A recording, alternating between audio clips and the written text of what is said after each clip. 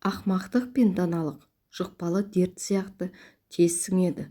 Сондықтан жолдасты көзіңді ашып таңда. Өзіңді танығың келсе, адамдарға олардың ісіне қара. Баланың балалығы тыйдым дегенше, ержеткендегі даналығын тыйдым деңіз. Оқып үйренбесең, өнерге де, даналыққа да қолың жетпейді.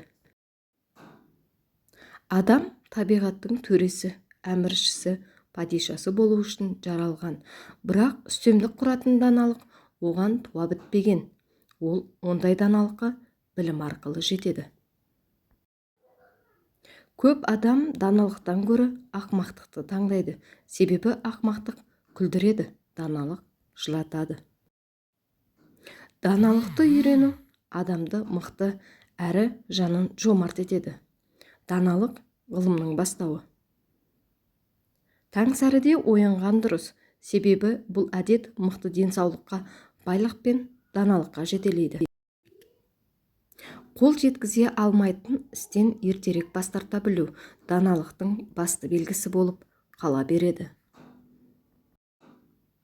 Болмыс даналығы үнемді, ондағы бар жаңа ескіден тігіледі.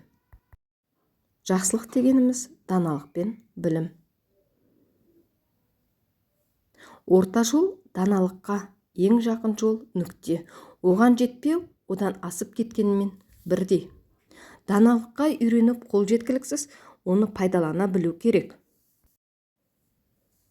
Ақылды адам ертеңгі күнін ойлайды, ақылсыз адам бүгіндікпен ойнайды. Әрдайым есте сақтаңыз, сіздің бейсанаңыз өзінің қайнар көзі. Әмбебап ақылдың даналығына ашық болуы керек. Осы даналыққа сеніңіз, сонда сіз аз қателіктер жіберіп, сау және бақытты боласыз. Сіз жемісті өмір сүретін боласыз. Біз даналықты 3 жолмен үйренеміз.